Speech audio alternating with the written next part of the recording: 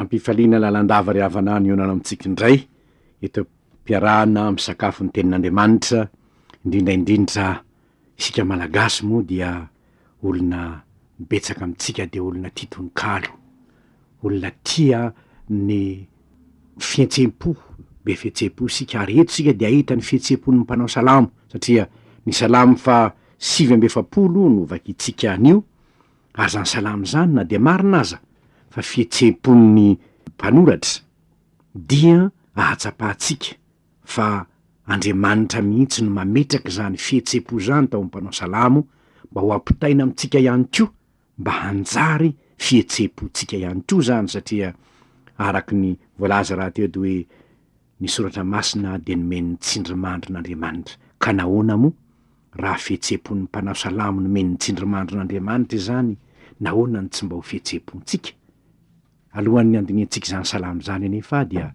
tsara raha mbola iara-mivavaka aloha isika vavaka isika. Andriamanitro, misaotra anao amin'ny fonay manontolo zahay noho ny famindramponao zay iainana isan'andro fitiavana tsy takatry ny sainay manko zany. Fa inona moa no anananay ka tsy raisinay avy aminao, nefa inona ny mba omenay ianao? Andriamanitro, misaotra noho ny fitiavanao, mangataka aminao ary zay anio mba hataonao ho anatinay zay miaino, ho tsapanay rehetra zay miaraka miaino zao teninao zao, ny fihetsempon'ny mpanao salamo, mba hanjary fihetsemponay koa eo anoloany ny fitiavanao. Andriamanitro, indrindra izahay miaina amin'ny andron'ny testamenta vaovao, dia ho voninahitra ianaranao aniery Tompo ao ny vokatry zany, tsy ho fihetsempo fotsiny ihany fa ho tena fiainana ho anay. Amin'ny anaranao mpamonjy no anaovanay izany vavaka izany. Amen.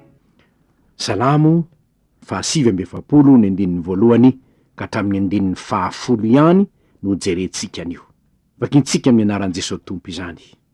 Mandrenesa izao ry firenena rehetra, miainory mponina rehetra amin'izao tontolo izao, na ny ambany na ny ambony, na ny manan-karena na ny malahelo. Ny vavako iteny fahendrena, ary ny fieritreretan'ny foko dia fahalalana. Hanongilana ny sofiko iaino ateny aho, ary hanonona teny sari-patarina ampiarahiko amin'ny dokanga. Nahoana no atahotra amin'ny andro fahoriana aho, noho ny manodidina ahy ny aratsian'ny mpaminga anahy, dia izay matokony areny sy mirere amin'ny haben'ny fananany. Tsy misy mahavitra ny rahalahiny akory, na mahazo manome an'Andriamanitra zay aviny, fa sarotra avitra ny ainy ka tsy azo atao mandrakizay. Mba ho velona mandrakizay izy ka tsy ho latsaka any amin'ny lavaka, fa hita fa maty ihany ny olon-kendry, ary ny adala sy ny ketrina samy levina ka mamela ny fananany ho an'ny hafa. Ray Masino manamasinana amin'ny fahamarinana fa ny teninao ny fahamarinana.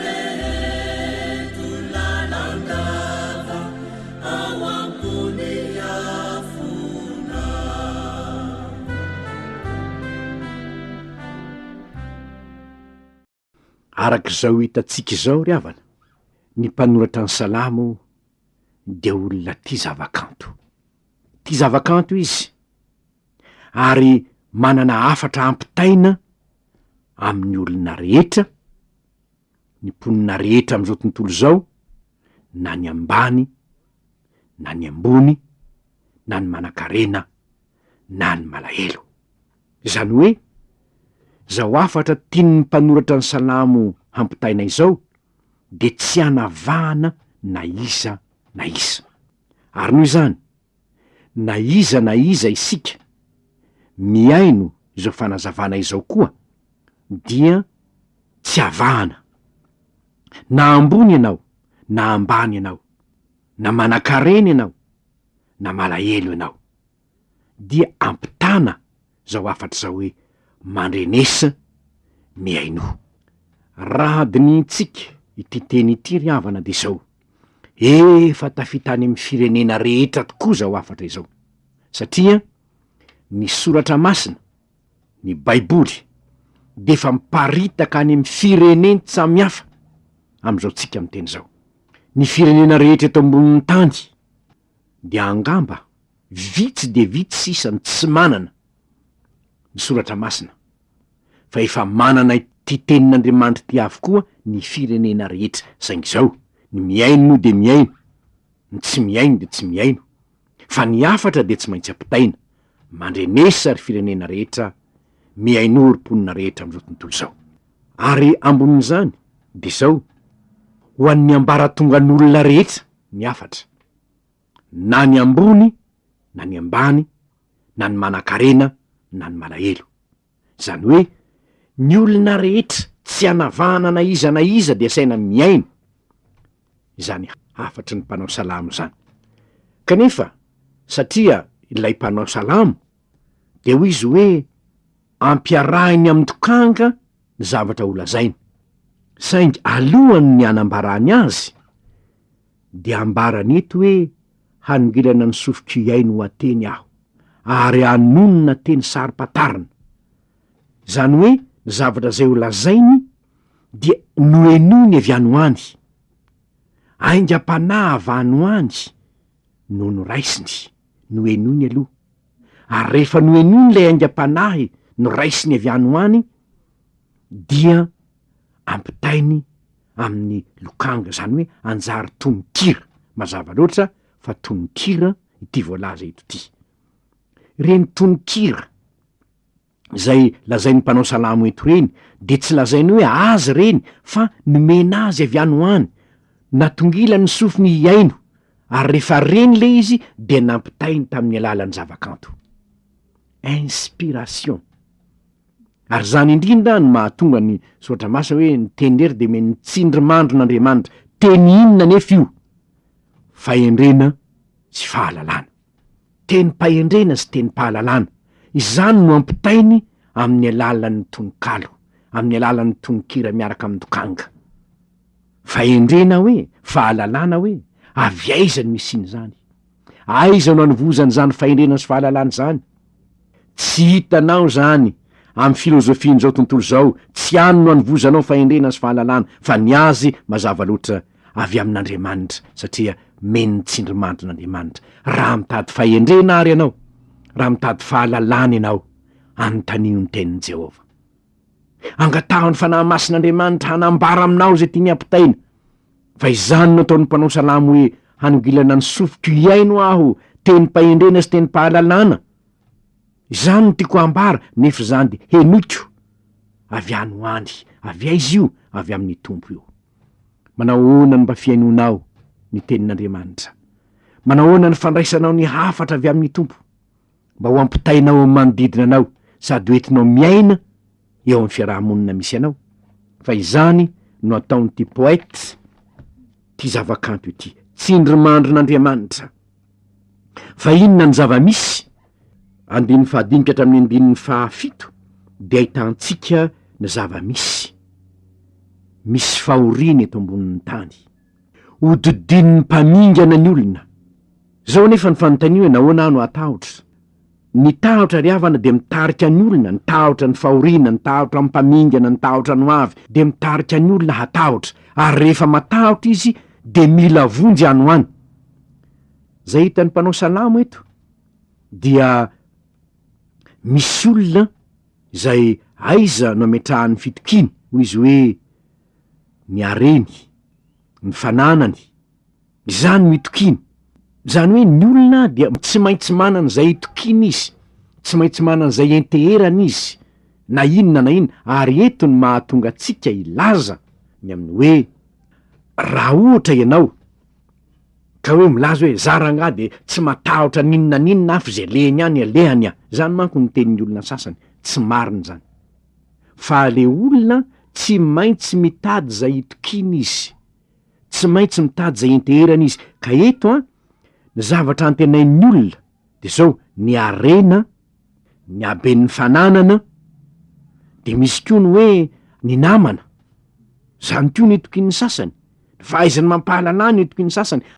Zany mitatsika satria misy fahoriana eto ambonin'ny tany eny, misy mpamingana eto, misy mpamadika eto, misy zavatra maro eto, ary de mitady zay itokin'ny olona. Ary zany iny mahatonga ny olona hiazakazaka makany amin'ny astrolojia, any amin'ny fanandrona, any amin'ny skidy, any amin'ny rehetrarehetra zay hoe ny mahatonga ny olona hiazakazaka makany de ny tahotra no avy, ny tahotra ny mpamingana. Ary zavatra mahavariana ane de zao hoe le olona mihevitra ny hoe mahavita tena izy, nefa raha ny marina dia tena mila iankinana ny olona. Ary voalaza eto de ny hoe ny arena sy ny fananana zany no iankinan'ny maro. Zao anefa ny lazain'ny mpanao salamo, araka ny fahendrena sy ny fahalalana no tovoziny sy no raisiny no enony avy amin'Andriamanitra. Hoy izy hoe tsy misy mahavitra ny rahalany akory izy, na mahazo manome an'Andriamanitra zay heveriny fe hoe hanavotany ny tenany. Ny dikan'izany, misy olona mihevitra fa ny rahalany no hanavitra azy. Eny marina zany, tokony fanampitsika. Saingy zao ny tsarovy araka ny voalazan'le mpanao salamo eto de ny hoe tsy afaka manavitra anao marina ny rahalanao ary ny fanavotana zay ambarany eto tsy hoe fanampinanao eto ambonin'ny tany ihany akory, tsia.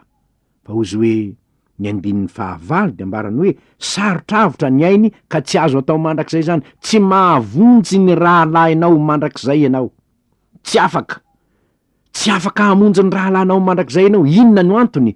Ny andin'ny fahasiro sy fahafolo, tsy azo atao mandrakizay zany mba ho velona mandrakizay izy ka tsy ho latsaka any amin'ny lavaka, fa hita fa maty ihany ny olokendry ary ny adala sy ny ketrina samy levona. Zany hoe tsy misy afaka manavitra anao ny amin'ny mandrakizay. Izany no ambaran'ny mpanao salamo. Eto ry havana dia tsy ny hoe fanavotana eto ambonin'ny tany ny tena jeren'ny mpanao salamo, fa lay fanavotana tsy ho latsaka any amin'ny fahaverezana mandrakizay, zany ny tena eritreriny. Fa na inona fanavotana ho hita tany, zavatra hita tokoa anie zany. Hitatsika amin'ny testamenta vaovao fa Jesosy Tompo mariny zany. Nanasitrana ny marary izy teto, nanadio ny boky izy teto, nanao zavatra maro izy teto. Hitatsika rehetra ny zavatra nataony. Saingy zao, ny zavatra tsy azon'ny olona ialana ary tsy misy afaka niala tam'izany na iza, de zao: tsy maintsy maty na ny olokendry, na ny adala, na ny ambony, na ny ambany, na ny manan-katao, na ny malahelo, na ny mpanan-karena, samy maty avokoa reny olona rehetra reny. Ary de zao no hitan'ny mpanao salamo eto hoe tsy misy mahavitra azy tsy ho latsaka any an-davaka.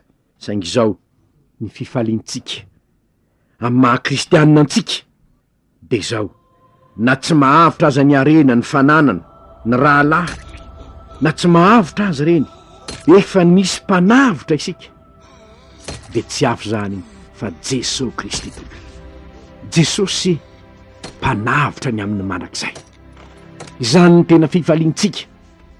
Ary zany no mahatonga lay mpanao salamo, na de tsy mbola nahita ny Jesosy Tompo azy izy, dia fantany fa tsy tokony hatahotra izy amin'ny andro fahoriana. Inona ny antony? Ho hitatsika ny aoriana kely fa ny fahatokina n'Andriamanitra no nahatonga azy tsy hatahotra. Ka nahatonga azy nahoana no hatahotra? Ny andin'ny 12 manko no anambarany hoe Andriamanitra no hamonjy ny aiko amin'ny herin'ny fiainatsika, satria andray ahy izy. Fahatokina n'Andriamanitra. Ny mpanao salamo de mbola tsy nahafantatra an' Jesosy. Ny mpanao salamo de mbola tsy nahalala mihitsy ny fitorinany amin'ny Jesosy Tompo, fa ny fahafantaran'ny fahamarinan'Andriamanitra Israely, lay namonjy ny Israely tamin'ny fotoana sarotra rehetra ny ainany, lay Andriamanitra Abrahama zay itokiny, izany no nitokiny. Fa isika am'izao fotoana zao, ny tombontsoa ananantsika de zao 2 taona lasa izay, de misy lehilahy iray tonga teto am'ty zao tontolo zao ity, raha nilaza ny anjeliny amin'ny haterahany de ny hoe mpamonjy niteraka ao anareo anio an-tanànan Davida dia Kristy Tompo.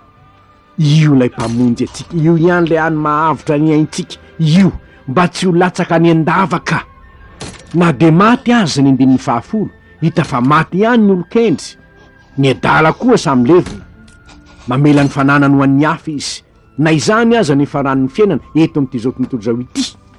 De isika kosa zay mino an Jesosy Kristy tompo ka nanaiky ny famonjena nentiny dia manana fanantenana mandrakizay, ary zany ny tena tombontsoa lehibe ananantsika, manana fanantenana mandrakizay, manana toky mandrakizay, ary zany ny tena fifaliana ho antsika, zany ny firavoravona ho antsika, fa ilay Andriamanitsika, ilay Andriamanitra tiantsika, mpamonjy antsika, mpanavitra antsika, de efa naniraka ny zanany hanatanteraka izany famonjeny zany mba tsy ho very isika fa hanana fiainana mandrakizay, mba tsy ho latsaka any amin'ny lavaka tsy hitanono, voalaza ny 5:5, mba tsy ho very mandrakizay.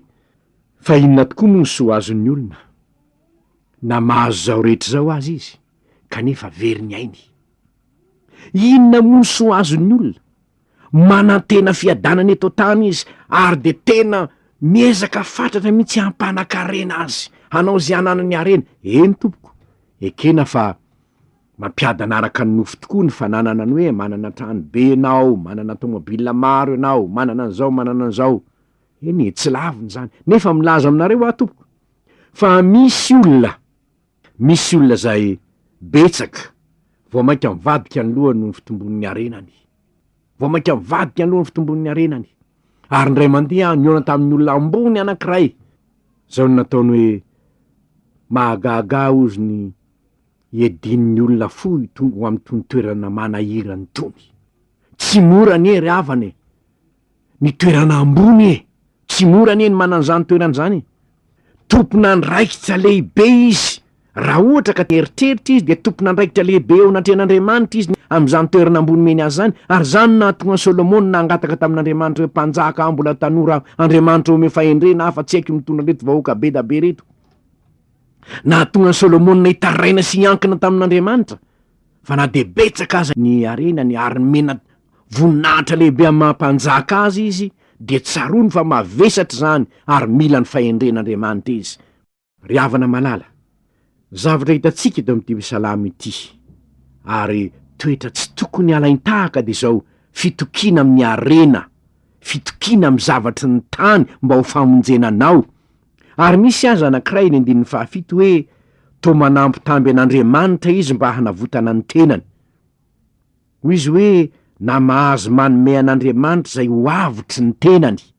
Ianao tsy afaka manampy tamby an'Andriamanitra hoe Andriamanitra avoty afa omeko an'izao ianao, fa mba avoty afa mba omeko an'izao ianao. De misy ny olona tsy hoe valim-pitia noho ny fitiavana an'Andriamanitra no anaovany zavatra, fa hoe sao de mba vonjenao Andriamanitra ka de mba omeko ny tianao, diso zany. Raha izany no ao an-tsainao, diso zany. Fa izao ny tsarovy, tsy izay zavatra omenao an'Andriamanitra no ahatonga an'Andriamanitra hanavitra anao hoe manana volabe anao ka de anome volabe ao an'Andriamanitra mba havotan'Andriamanitra. Raha fitiavany havotan'Andriamanitra no anomezanao an'Andriamanitra, fa nga io ananana io anga anao anga io, avezaka iny nahazoanao an'io, tsy avy amin'Andriamanitra ihany io, fa ny tokony hanomezanao an'Andriamanitra de satria saronao fa tianao izy. Isika tia satria izy efa nitiantsika taloha. Fomba ahoana ny tiavany antsika? Tsy ny nanomezana anao fananana ny tena fitiavany anao, tsy zany, fa ambonambony ihany ray zany, fa nanoloran'ilay zanany teo ambony hazo fijaliana. Maty ny solovoinanao, io ny avotry ny ainao tsy hidina ny andavaka io. Fa raha tsy maty teo ambony hazo fijaliana Jesosy, de mbola hidina ny andavaka ny fahaverezany ianao. Ary satria tsisy fomba azahoana nanamarina anao, azahoana manavitra anao, azahoana mamela heloka anao, afa-tsy ny rany ny zanak'Andriamanitra teo ambony hazo fijaliana, de nomen'Andriamanitra ny zanany ho avitra isolo ny ainao, ho avitra isolo voinanao. Ary zany fisolon'ny tompo anao teo ambony hazo fijaliana zany no mahatonga anao ho velona mandrakizay ka tsy ho latsaka any amin'ny lavaka amin'ny voalazany 5. Ary ny fahafantaranao zany zava-miafiny zany tsy fantatra ho ivelan'ny baiboly ane zany, tsy hitanao ivelan'ny soratra masina zany. Ary zany mahatonga an Jesosy tompo ilaza hoe tsy misy lalana makany amin'ny ray afa-tsy amin'ny alalako anie, satria izaho ihany no faty isolo anareo teo ambony hazo fijaliana. zaho ihany zaho no manokatra ny lalana ao anareo any an-danitra ary eto dia ny mampalahelo de izao ny olona tsy mety mino an'izany asain'Andriamanitra mandre ny olona asain'Andriamanitra miaino ny olona rehetrarehetra nefa tsy ny olona rehetra ny mino zany tsy ny olona rehetra ny mino zany ary araka ny fantatsika be de be ny karazam-pivavahana misy ato ambonin'ny tany raha tsy disy ny fitadidiko araka ny fahafantarana azy de tsy lazaky ny 700 ny karazam-pivavahana misy ireo rehetra zao ve de mitondra anao any an-danitra avokoa miaro anao tsy hidina any an-davaka tsia raha Jesosy tompo no anontanintsika lay lehilahy nanorina ny taona 2000 lay zanak'Andriamanitra tonga teto ambonin'ny tany mba hizara sy ny fotoana sy ny tantara ny fisiany raha izy no anontanianao de izao ny teniny ny aiko nomenanao ihany ny fanavotananao ary noho izany tsy misy fomba iarovana anao tsy ho any an-davaka any amin'ny fahaverezana mandrakizay afa-tsy ny finoanao fa maty ny solovonanao teo ambony hazo fijaliana raha tsy mino zany ianao de malahelo aho ilaza aminao fa ho very ihany ianao raha ianao mitoky amin'ny arenao raha mitoky amin'olo-kafa raha mitoky amin'ny zavatra hafa mba ho fanavotana anao tsy ho very de malahelo aho ilaza aminao fa ho very ihany ianao satria toy izao no nitiavan'Andriamanitra zao tontolo zao nomeny ny zanany lahy tokana mba tsy ho very iza rehetra mino azy fa hanana fiainana mandrakizay ary noho izany asa mba iosan'izay tsy mino faminoa ry havana ny mpanao salamo ary de manambara fa zany teny ambarako nazavaiko aminao zany de ho an'ny firenena rehetra ho an'ny ambony ho an'ny ambany satria noraisy ny mpanao salamo avy amin'ny tompo zany ary nambarany mba hahatonga atsika tsy hitoky amin'ny herin'olombelona amin'ny sain'olombelona amin'ny fahalalan'olombelona fa amin'ilay afaka manavotra antsika dia Kristy Jesosy irery ihany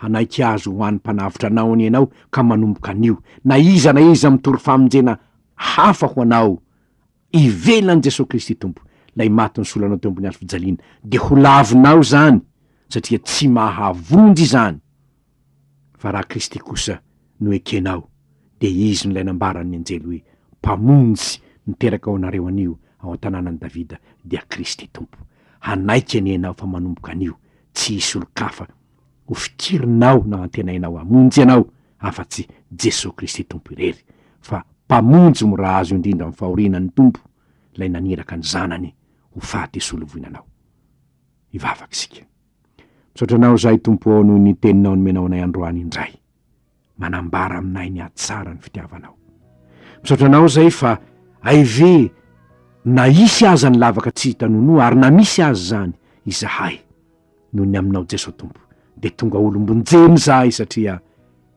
tsy atahotra izany intsony zahay fa efa maty ny solovonanay ianao ho mpamonjy sy mpanavotra anay mandrakizay Jesosy io aza vela hitady famonjena any amin'ny afo zahay fa tsy misy famonjena amin'ny afo ary tsy misy anarana hafa nomenany olona azona famonjena afa-tsy ny anarana io rery de ho anao ny dera sy ny lazary ny voninahitra tompo hatramin'izao so mandrakizay amen